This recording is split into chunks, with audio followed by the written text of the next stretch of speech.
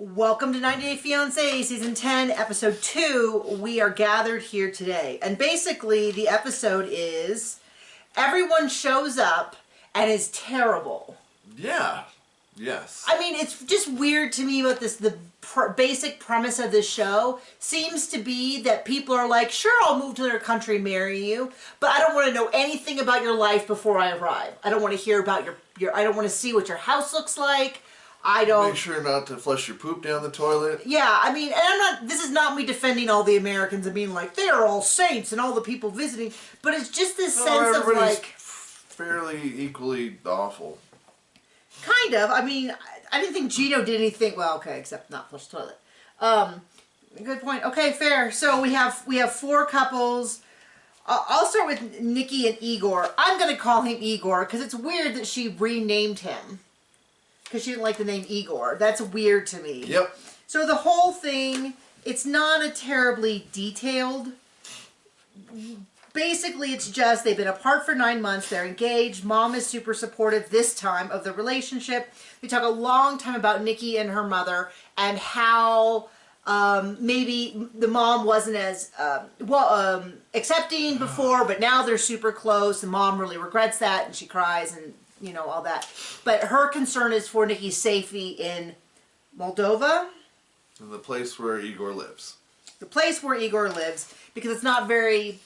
accepting, and in Igor's words, or Justin, she likes to really dress up and really stands out. And her appearance really stands out. Like, this would be, even if she wasn't trans, her appearance, I think, would be unusual. I mean, you don't encounter many people that look like her and have had that much amount of plastic surgery, is my point. Now, that's her choice. She certainly seems to be very proud of how she looks. It's certainly a certain kind of aesthetic. It's just a little jarring when you see her next to people who have not had extensive amounts of plastic surgery. You're like a little bit like, wow, those cheeks are really something, which is not something I don't think I've ever said about anybody. And that's kind of it. We see him talking to his friend. His friend doesn't kind of get it. He is a good-looking dude. He's a personal trainer. He works out. He wants to feel like a soldier. He is nervous about her coming because she's trans. And we're starting to get the hints of their core issue, which is that it seems like he's just not sexually attracted to her. Which seems like a great reason. I'm sure we'll hear all about it in vivid detail. In vivid detail. But what we see coming is that... he's just not attracted. It doesn't seem like he's attracted to her. They're buddies. They're friends. Which is not a great reason to marry someone. Just going to put that out there for those of you who aren't aware. Usually marriages have a little tiny bit more, at least in the beginning, sexual energy. I don't know. That's all I'm going to say about that. That's kind of all we saw. And then for the other 3 couples, in every case, their partner arrived. They picked them up from the airport. And it went straight downhill from here. Who do you want to start with? I couldn't care less. Okay, then we'll start with Rob and Sophie. Which ones are they? That's the one. Okay, those are the kids. Those are the young ones. So she arrives and he immediately says, stop. He does a little dance. We were watching at a higher speed. And it looked really short and didn't seem to do a lot. I'm not a professional. That's what she said. No one appreciates your sex jokes, Sean. Your sexual innuendos. And so they dance, and then he proposes, and it seemed really sweet. And then they immediately got into the elevator. They went at LAX. And got stuck. And she's like, is this what the elevator normally does? And he goes, I don't know what the elevator at LAX normally does. So those of you, I'm sure as most of you aren't familiar with LAX, it's the major airport in LA. LA has a major airport, LAX. And then it's got Orange County, which is probably about an hour away. Used to be called John Wayne. I don't know if it still is. And then there's Burbank, which is really small. There's Ontario, which is like an hour and a half away. We have a lot of airports. And then what was the other one? That was the Southwest hub. I used to love to fly out of. I don't know. Whoever's in Orange County, LA but anyway, area. The main one is LAX. There's one. That's where all the international stuff comes and goes from. It's where all the big well, I shouldn't say all of them because a lot of them go through Burbank, but a lot of the big celebrities go through. I one time, whatever airport is, I can't think of. It used to be the Southwest Hub, but now I can't think of what it was. We went there once and I saw Justin Long, who was in Dodgeball. And he left his computer at the gate and we chased after him to give it back to him. We were all late for our flight. But anyway, LAX is a huge airport. It's where a lot of the paparazzi, tries to look at celebrities. It is a nightmare airport. It's so bad. It's a nightmare airport, but it's our biggest airport, so it's like the best one to fly out of internationally. So you kind of had to always go there if you wanted to fly out internationally or fly in internationally. But it's an absolute nightmare. It was a nightmare to go to 10 years ago. It's probably a nightmare today. I haven't heard anybody talk about the new glorious LAX. But it's kind of those things where it's like Heathrow. It's like JFK. It's like it's one of those things where you go. It's a major the Dallas one where you land and then you taxi for 45 minutes to get to your gate. This is a major airport. They all kind of suck. So for her to act like this is some reflection on LA, and the elevator, then she's like blaming him. It's all his fault, and he's like getting cranky about that, and so he uses the thing, and she's like, who's going to be there right now? Now, admittedly, it is 4 a.m. in London, so that's kind of an excuse, but I found her personally incredibly off-putting. Insufferable. And then they finally get out of the elevator. They're stuck in there, and she's like kind of freaking out, which of course I have some sympathy for, but the other part of me goes, the man isn't doing it on purpose. It's not like he's standing on your hair and refuses to get off. Like, this is... Suck it up, Buttercup. So they get outside, and he goes, okay, stay here, and I'll go get the car. I thought a reasonable request. What she does immediately is get back in the elevator. She's brilliant. Go to the 4th floor, and then call him and be like, where are you? And I was like, okay, I would leave her there. I'm already annoyed. But then he responds, and then he really takes it from like the 9 to a 12. Like, it was, I was on his side, and then he comes back and he's being a total jerk, and I'm like, maybe I'm not on his side. Maybe they're both awful. Which is always the right answer. Always the right answer on 90 Day Fiancé. It does seem that way. Occasionally you get a couple, you get maybe one per season where you like one of the people. Well, I shouldn't say that. You get a couples that you like one of them, and you get maybe one that you like both of them. And then they're the most boring couple, and I enjoy them, and TLC edits them down to almost nothing. Because they're like, no, you can't have any joy in your life. Only train wrecks for you. Only suffering. So, then they get in the car, and they're driving, and... she has a good point, which is she's like, well, every time you watch these movies from the hood, they're always set right where you live. Now, I will tell you, though, having been in LA, the city changes pretty drastically. I remember someone talking about Hollywood and Vine, and I was like, ooh, that used to be a really sketchy area. And then I saw pictures of it, and it does not look anything like when I went there in college. Just like 5 years ago when I graduated, because I am just 29. And we never lie. I always lie. No. I mean, so it's like decades ago. So things in LA drastically kind of change. Areas that used to be nice get worse and back and forth. So, I mean, he does have that point, but on the other hand, it's like if she's already got all of these ideas about how awful life is, then don't do that. Don't tell her like, oh yeah. And then they roll across some cops, and she's like, this is terrible. He's like, it's only 0.9 miles from to my house.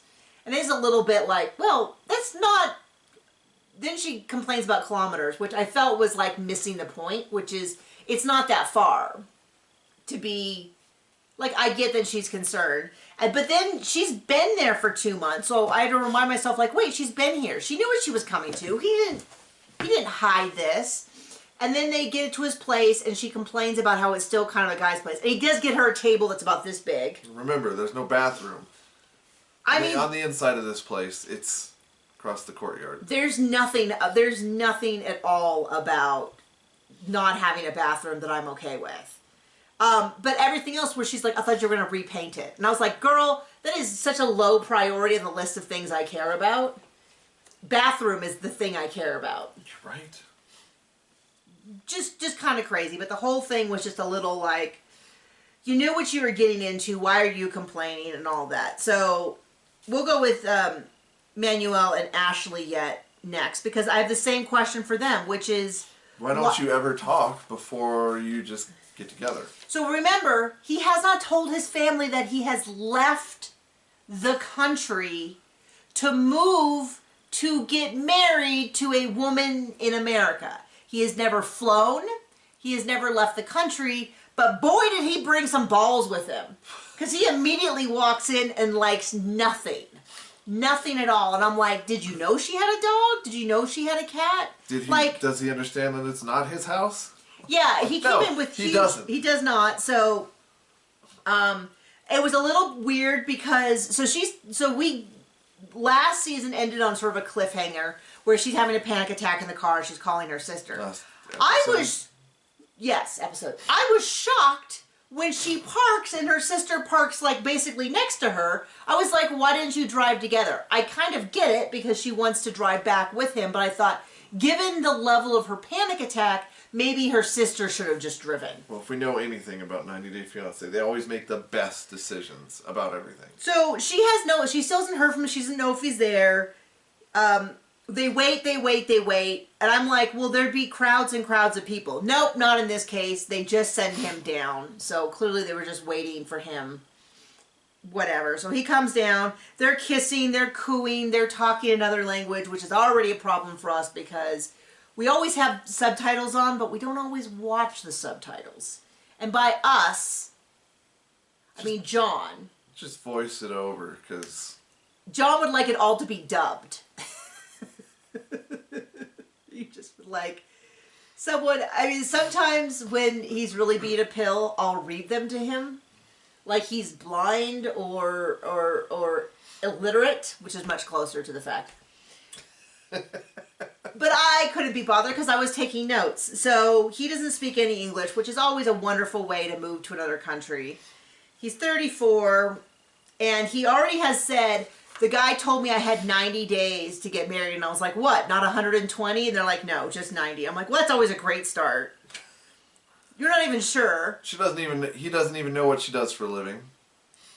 I mean, I don't know whether he knew there was a dog, or, because he shows up and he's like, dog outside. We're done with that. Cat, no good. They just eat and eat and eat. They provide nothing. And I thought, well, neither do you. I don't see you with the big money. What are you doing? So then he goes and he's like, there's no door on the bedroom. How am I going to keep these creatures out? I'll just sleep on the couch. And it just felt like immediately like, this is a lot of energy. Because there's a door on the couch. The door. Just saying. There's no door either way. It would have been more logical for him to say something like, I'm going to sleep in the bathtub. Shut the door. Yeah, like there's a door there. I'll sleep outside since they're going to be locked inside. No, I mean, it set my teeth on edge how much he was like, well, then this is how it shall be. And I was like, it's not your house. What is going on? And then secondly, tell him that. Did they not discuss this ahead of time?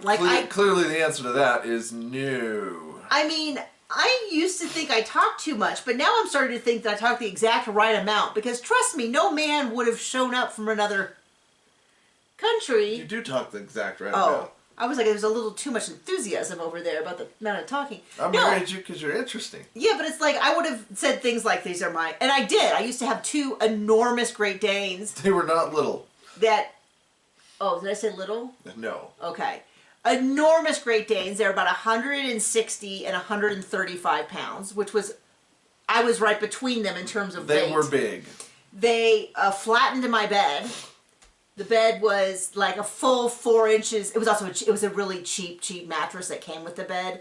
And the mattress was a full 6 inches lower than it was. And I could have gotten it replaced by warranty, but I was like, so what, it can last another year? It did that in a year because their big old fat butts were on it all the time. I did put the kibosh on that when I moved in. I said, okay. When we got there's married. Only room for me and you on this bed. When we got married. Great Danes did not fit. Chloe, which is my big male one, I slept on a double or it was like an extra twin or something. It was a little bigger than a twin. And he got between me and the wall and went push. and pushed me straight out of bed. But he used to fall off that bed all the time. Oh, man. He'd be laying there and all of a sudden you just see like, woo! And then thump. And then his head would pop up because he had slid off the bed.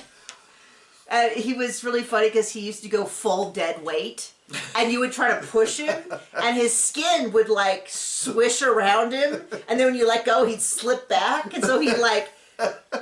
you'd push him and he'd just kind of go like that and then he'd back. It was pretty funny.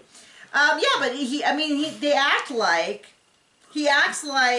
all that. So then there's all this stuff about, well, then he didn't like that there was hot water in the house. And it's like, and she's like, why? He's like, why do you have hot water if it's hot outside? She's like, well, for like cooking and washing dishes and showering and stuff. He's like, you shower in hot water? And it's like, you don't have to. It doesn't just have hot water.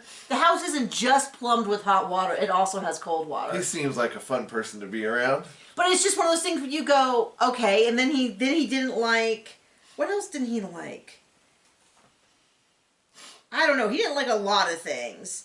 And then she's like, well, he's used to telling people what to do. And I'm like, people or women?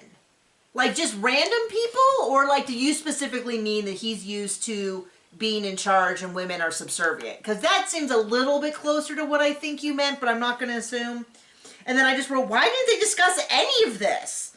Any of this? And so then I guess what he says is he doesn't believe that she's a witch. Maybe it's a translation issue. I am certainly probably the least educated person on cultural difference between what a witch might be. But she seems really determined that whatever he's picturing, that's what she is. And he's like, well, you can't be because they hurt people. And I don't know whether that is a system of like a prejudice or whether that is just that she's using a word that specifically, like if she described herself as an evil sorceress. And he's like, you're not an evil sorceress. And she's like, yes, I am, but I'm not evil. And he's like, well, there's a little bit of a... So I'm not totally sure. Maybe someone who is a witch or knows more about Ecuador can explain, but... But they're sure not taking the time to explain it to each other. They're just... Yeah, he's just like, well, she doesn't hurt people. So she goes outside and eats dinner. Yeah, and he eats dinner on the couch with her dog. Yeah, and so we see in the preview that he is unhappy, her mom is unhappy that he just picked up and didn't tell his family that he left. Fair, that's pretty bizarre. And now on to the most exciting couple. So Gino and Jasmine. He left a Yule log for her in his bathroom. Which is bad, but she is so annoying this whole episode. Like on South Park. So she cuts her hair. Her breasts are enormous. There's no shame in that. It's just, that's all I can see. The mini-faced god has a different face. It's just that they are, I don't remember them from last season. I swear that they popped up recently. Did she get a butt implant and breasts? And then also the way her dress is cut, I just keep thinking one of them is about to burst forth. It's just really a lot. And I just can't, they hypnotize me. I admit it. I stare at them and I'm like, what is going on? Has she always had them or are they new? She cuts her hair. She has a new face. They apparently got into some huge fight and she blocked him on WhatsApp. He doesn't know if she's coming. The day before she goes. She flies. Which is a great start. I mean, there are no warning signs with this relationship. No red flags, no warning signs, nothing to think maybe this is a concern. So she's going with Coco. She arrives and she says, I hate everything about Michigan. Once again, there's a little thing called Google. And you could Google what Michigan is like. I don't know a lot about Michigan. I don't know if I've ever been to Michigan. I don't think I have. There are some lakes in Michigan. Did you know that? I did not. Well, I did. But I know, I'm sorry, my brain's still someplace else. But it's cold. I know about Michigan. I've seen Tim the Toolman Taylor. Weren't they in Michigan? Sure. And she just hates everything about it. And she seems really confused. She keeps asking if it's cold because there's an air conditioner. And he's like... In the parking garage. Well, no. First he asked in the airport. And I'm like, I doubt it. If it's cold outside, they're not air conditioning inside. They are most likely just not heating it. But she seems confused by the concept of cold, which I guess would make sense if she had never gone somewhere before. But it's an odd thing it's odd that she's moving here. and she seems so confused by all this.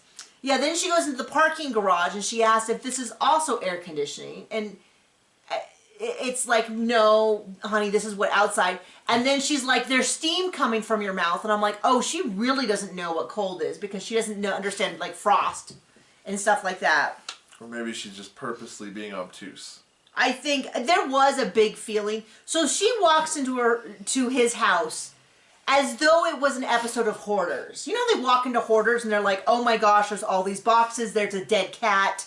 There's a bottle of refuse. Like that level. And she walks in his house with that level of contempt for everything. And it looks fine. Is it the nicest house? No. But she's like opening pantries and she's like, oh, cups and plates. Oh, Gino, this is, oh, I'm going to be sick. And then she opens up another thing. Oh, cans of soup. There's noodles in there. And you're like, okay. Sorry, just doing that hurt my voice. I'm like, take it down. She's like, there are plastic bags in there. And it's like, okay, no, it is not the classiest thing, but many of us have bags with bags in it. Speaking of not the classiest thing. Well, no, we're not there yet. Fine. I'm just saying, like, I've got to point out how the house is not that bad. And it's like, yeah, I get it's no 3,000. The Yule log was a nice touch. Well, so she goes into his bathroom and he did not flush. That is so disgusting. And it seems like the bare minimum. And the other thing I was surprised by is he didn't just pay $300-400 and have someone come through and like... I wouldn't be surprised if she just made that up for TV. Yeah, that's also another thing. Is like there was a tissue in the toilet and... She made a big deal about it. I mean, because she will not get through a single episode without eviscerating this man's looks, appearance, testicles, prowess, something. She has to. I do think she enjoys it. I think, but she really just this whole way through. I'm like, okay, it's not that bad. You could be robbed without a bathroom. Sophie with man, right? Sophia without a bathroom, or Sophie or whatever without a bathroom. She could be.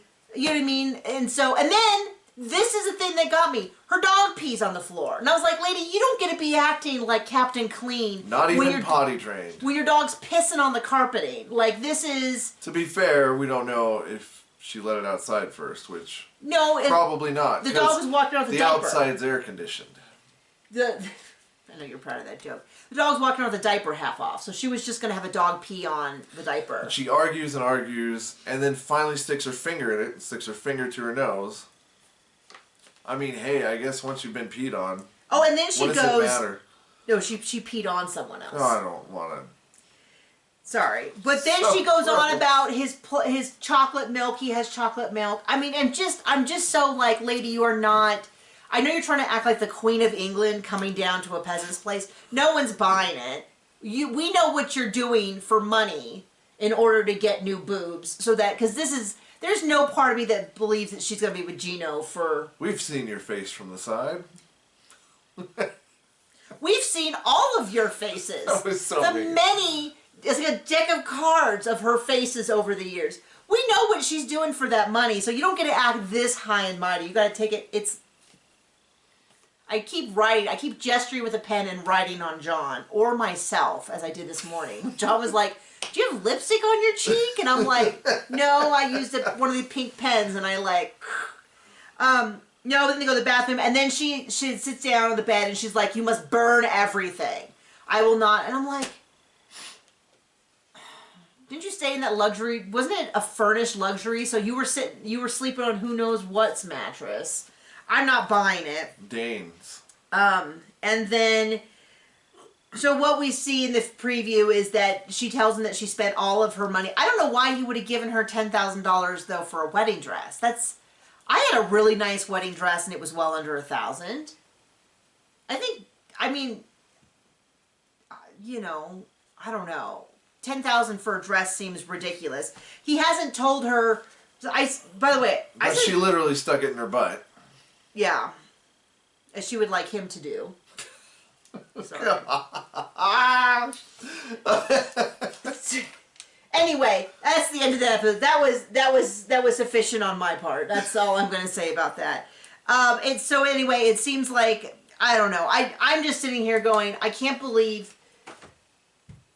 Like, it's so unappealing to watch them. Like, why am I not watching them? And it's crazy because I just saw the tell-all for before the 90 days, and I found her quite likable. If she could have that energy during the show, I would keep watching her. But when she's like this and she's like, oh, chocolate milk, what kind of heathen sicko are you? I just can't do it. So anyway, the 90 Day Fiancé, thank you for joining us. Bye.